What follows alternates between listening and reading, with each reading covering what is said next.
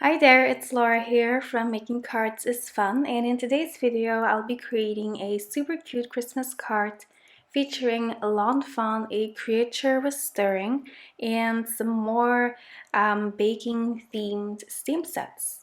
So I started out by stamping all of my images on Trenzo type coloring paper using Memento Tuxedo Black ink.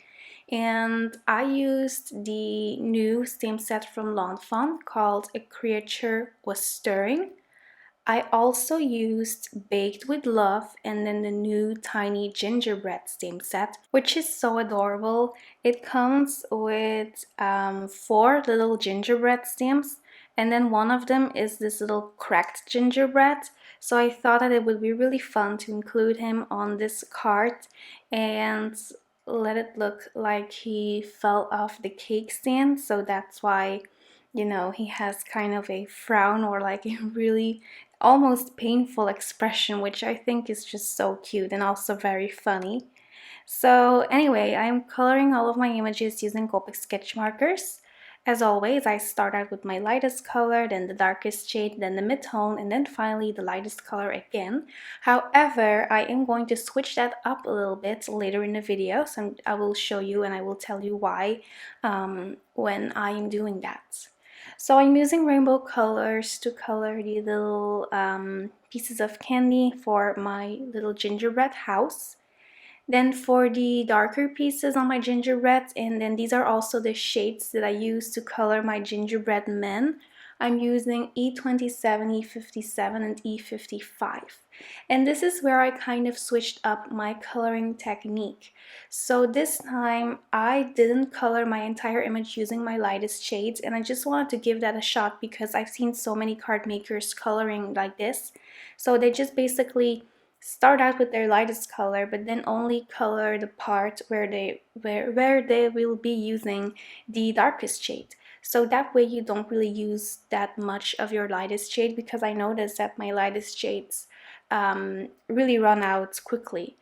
So it didn't really make a difference for me, so I think that I'll be doing it like this in the future as well. So just start out with the lightest shade but only color where I want the most shading, then move on to my dark color, my mid-tone, and then finally my lightest color again. To add some shading on my gingerbread home on that piece of snow, I use BG10 and then the colorless blender. For my bag of kitchen flour, I'm using some warm gray shades, which I rarely use, but they can come quite in handy, especially when you are coloring white images and you just want a little bit of shading to add some contrast to your stamps. I'm going to use the coordinating dies to cut out all of my images. I'm using my Gemini Junior die cutting machine again. I just positioned each die cut on my paper using some purple tape. Then I have my clear plate with my images on top with the cutting sides facing upwards. Then I have my magnetic shim, my plastic shim, and then another clear cutting plate. Then you just run that through your Gemini Junior and the machine does all the work for you. So you don't have to worry about the handle and all of that stuff. So you just plug it in and the machine does everything for you. I also die cut a rectangle using the Lawn Fawn large stitched rectangles die cut set, and I'm going to do some ink blending using Candied Apple and Abandoned Coral, which are really pretty shades of red. I'm just mixing them together to create a nice ombre effect. For this card, I wanted to go with a traditional coloring scheme, so lots of red and lots of green, and then it looked just really pretty and really cute with those gingerbread men and then the gingerbread house and then the little mice. It's just really adorable. By the way, to color the mice, I used E35, E33, and E31 because I just noticed that I didn't show that on my screen. Now that my blended background is done, I'm going in with some watercolors to add some splatters here and there. These are the watercolor paints from the Gansai Tambi watercolor palettes. I used a shade of red, and then I also went in with this really pretty silver metallic color, which adds just some really beautiful sparkle to your projects. Next, I'm going to adhere a banner that I die cut using the simple stitched Hillside borders die cut set from Fawn. I used some pattern paper from the Let It Shine paper pack from Fawn, and I'm adhering that on my ink blended background using the Fawn glue tube. I'll be doing some heat embossing, so I need to prep this cardstock. I'm using my We Are Memory Keepers powder tool just to remove any static cling. And I'm stamping my sentiments using Versamark ink. This is a sentiment from the Winter Wavy Sayings stamp set from Fawn.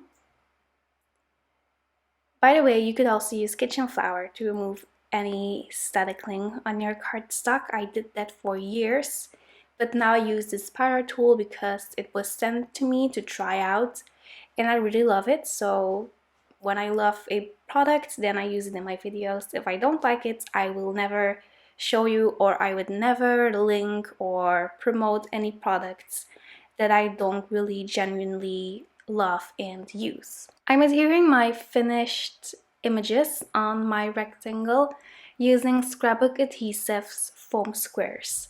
I like to mix the thin foam squares with their regular thickness. Just add some variety in the dimension on this card. I'm adhering my rectangle on a note card that measures 4" by 5¼ inch. So it's a little bit smaller than a standard size A2 note card. And I die cut this rectangle using the Fawn outside in stitched rectangles die cut set. I'm adhering my front panel on my card using Scotch foam tape.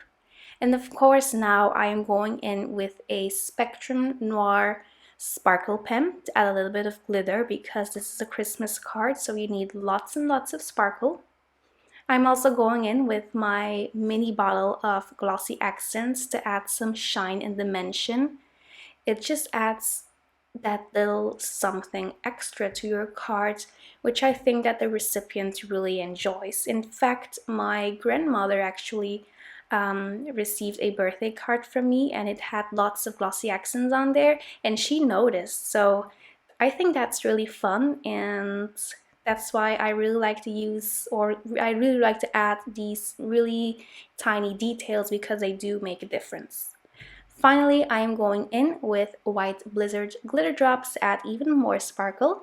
And there you go, that's it for this video. Thank you so much for stopping by. If you enjoyed it, make sure to give it a big thumbs up, subscribe to this channel, and click the notification bell below. I will see you very soon. Bye bye!